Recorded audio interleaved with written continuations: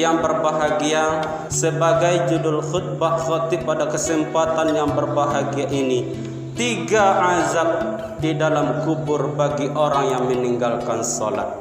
Kaum muslimin yang berbahagia, yang mana sama-sama kita ketahui bahwa solat 5 waktu sehari semalam itu adalah wajib yang Allah perintahkan kepada kita, diwajibkan kepada kita selaku umat Islam.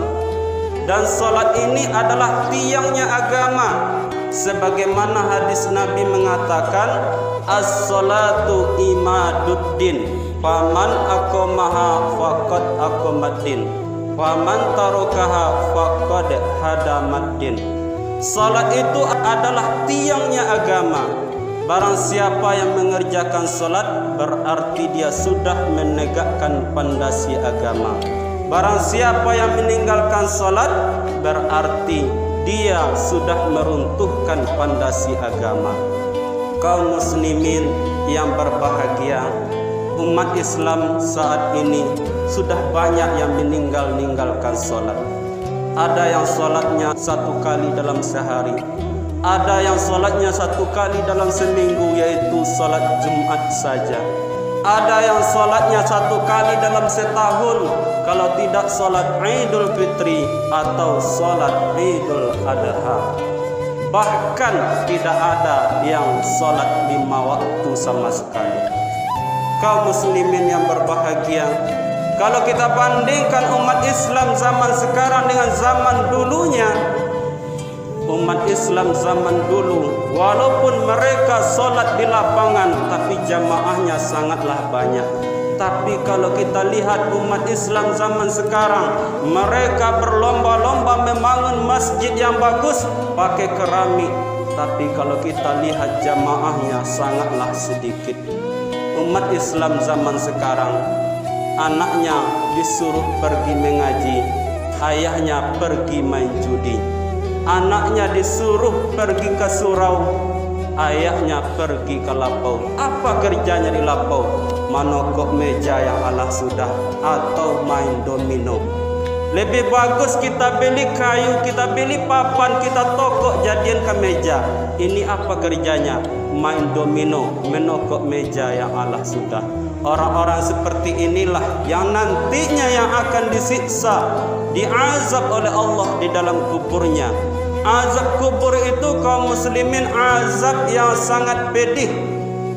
Pernah Sayyidina Ali karamallahu wajhah ditanya oleh sahabat, "Wahai Sayyidina Ali, mana yang engkau pilih, disiksa di dalam neraka atau di dalam kubur?" Maka Sayyidina Ali lebih memilih disiksa di dalam neraka. Kenapa? Kalau kita disiksa di dalam neraka, kita bukan sendirian, akan tetapi masih banyak samping kiri kanan juga ikut disiksa. Akan tetapi kalau kita disiksa di dalam kubur, diazab di dalam kubur, kita cuma sendirian di tempat yang gelap. Kalau kita banyak dosa, kita akan dipukul dan dipalu. Ada 3 azab di dalam kubur bagi orang yang meninggalkan salat. Yang pertama, Allah akan sempitkan kuburnya sehingga tanah yang di atas, tanah yang di bawah, samping kiri dan kanan Allah satukan. Maka remuklah kita, taubahnya seperti kertas yang diremas-remas. Yang kedua, Allah akan nyalakan api di dalam kuburnya sampai hari kiamat. Yang ketiga, Allah akan hadirkan ular yang sangat besar di dalam kuburnya. Ular tersebut bernama ular Sajawul Aqra. Matanya terbuat dari api, kukunya terbuat dari besi, dan ular ini berkata kepada orang yang senantiasa meninggalkan salat, "Tuhanku yang menyuruhku untuk memukulmu."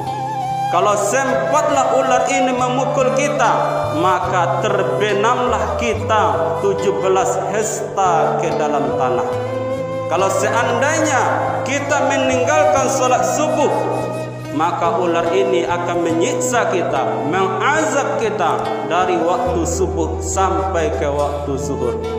Kalau kita meninggalkan salat zuhur, maka ular ini akan menyiksa kita, memukul kita dari waktu zuhur sampai ke waktu asar. Kalau kita tinggalkan sholat asar, maka ular ini akan memukul kita dari waktu asar sampai ke waktu maghrib. Begitulah seterusnya. Oleh karena itu kaum muslimin, mari kita pelihara sholat kita. Kita jaga sholat kita. Kalau ada anak kita, istri kita, keluarga kita belum sholat, suruh mereka sholat supaya mereka tidak diazab oleh Allah, diazab di dalam kubur, diazab di dalam neraka. Karena anak, istri itu adalah tugas dan tanggung jawab kita sebagai kepala keluarga.